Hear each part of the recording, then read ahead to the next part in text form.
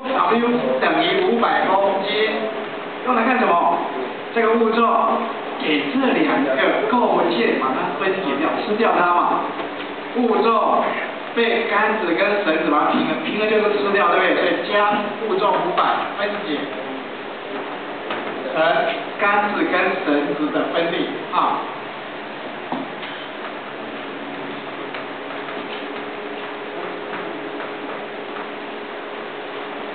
好，把它分解成杆子跟绳子的分力，对不对？好，同学，如果了解这一点的时候，来，好，建议同学一件事情，准备铅笔。进考场的时候，我们不是有那个2B铅笔，对不对？在考卷上直接就做，不要哈。有些同学很奇怪哈，他很怎么样？他很小心，怕去污染到你的考卷，那个考卷就会被收了3倍，对不对？好，所以不用管考卷。直接就把你的铅笔在考卷上来画。最糟糕的是有些同学啊，舍不得画那个考卷啊，就在旁边另外再画一张图。你在旁边另外画一张图，会出现什么事情？你画的图会把题目的图怎么样？完全弄错了嘛？你画的图没有那么漂亮，好，所以养成习惯，用铅笔在题目上直接画图。为什么要用铅笔？画错了做不出来，擦一擦，用圆珠笔就糟糕了哈。所以注意喽，这是合力，对不对？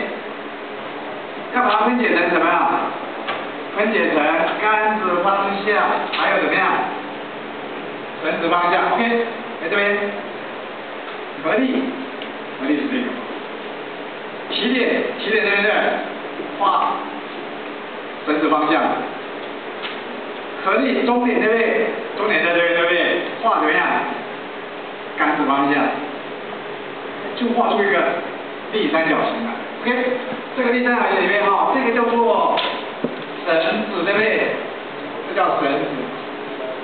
同学，这个叫什么？没有声音，这个叫什么？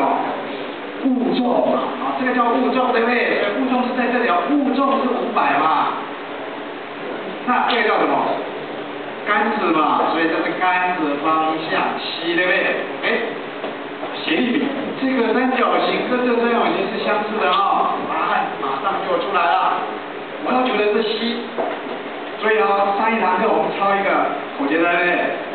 带球力等于已知力，已知是哪一个？已知是500。好，西是带球的，对不对？500是已知的，对不对？除以自己500的比是哪一个？黑板上500的比是哪一个？500在这里嘛，500的比是3，对不对？西在哪里？西在这里，对不对？是4嘛啊，所以等于多少？666.66，好，没问题，给你们啊。好，同学做一下类题8。类题8，如果你没有感觉的话，